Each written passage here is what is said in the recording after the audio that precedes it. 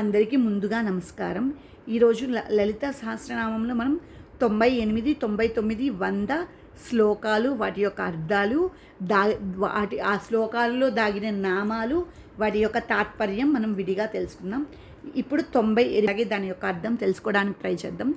విశుద్ధి చక్ర నిలయ రక్తవర్ణ త్రిలోచన కట్వాంగాది ప్రహరణ వదనైక సమన్విత విశుద్ధి చక్ర నిలయ రక్తవర్ణ త్రిలోచన కట్వాంగాది ప్రహరణ వదనైక సమన్విత. ఇప్పుడు దీని యొక్క అర్థం తెలుసుకుందాం.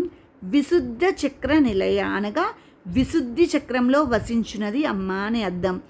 ఆ రక్తవర్ణ అంటే రక్తవర్ణములో నుండున్నది అంటే ఎరుపు రంగు. త్రిలోచన అనగా 3 లోచనములు కలిగినది అమ్మ అని అర్థం. కట్వాంగాది ప్రహరణ అనగా కట్వాంగాది ఆయుధములను ధరించినది అమ్మ అని అర్థం. వదనైక సమన్విత అనగా ఒకే ఒక నోటితో సమన్వయింపబడిన రూపము కలిగినది అమ్మ అని అర్థం. ఇప్పుడు 99వ శ్లోకం దాని యొక్క అర్థం తెలుసుకుందాం. పాయసాన్న ప్రియాత్వక్స్త పశులోక భయంకరీ అమృతాది మహాశక్తి సంవృతాడాకినీశ్వరి. పాయసాన్న ప్రియాత్వక్స్త పశులోక భయంకరీ అమృతాది మహాశక్తి సంవృతాడాకినీశ్వరి. ఇప్పుడు దీని యొక్క అర్థం తెలుసుకుందాం. పాయసాన్న ప్రియ అనగా పాయసాన్నములో ప్రీతి కలిగినది అమ్మ అని అర్థం. త్వక్స్త అనగా చర్మధాతువును ఆశ్రయించి ఉండున్నది అమ్మ అని అర్థం. పశులోక భయంకరి అనగా పశు ప్రవృత్తికి భయమును కలుగచేయునది అమ్మ అని అర్థం.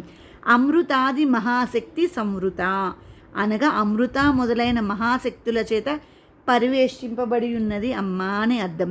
డాకినీశ్వరి అనగా డాకిని అని పేరు గల విశుద్ధి చక్రాధిష్టాన దేవత. ఇప్పుడు 100వ శ్లోకం దాని యొక్క అర్థం తెలుసుకుందాం. అనాహతాబ్జ నిలయ శ్యామా భావదనద్వయ దంశ్రోజ్వలాక్షమాలాది ధరా రుధిర సంస్థిత. అనాహతాబ్జ నిలయ శ్యామా భావదనద్వయ దంశ్రోజ్వలాక్షమాలాది ధరా రుధిర సంస్థిత. ఇప్పుడు దీని యొక్క అర్థం తెలుసుకుందాం. అనాహతాబ్జ నిలయ అనగా అనాహత పద్మములో వసించినది అమ్మ అని అర్థం. శ్యామాబా అనగా శ్యామల వర్ణములో వెలుగొందునది అమ్మ అని అర్థం. వదనద్వయ అనగా 2 వదనములు కలిగినది అమ్మ అని అర్థం. దంశ్రోజ్వల అనగా కోరలతో ప్రకాశించినది అమ్మ అని అర్థం. అక్షమాలాది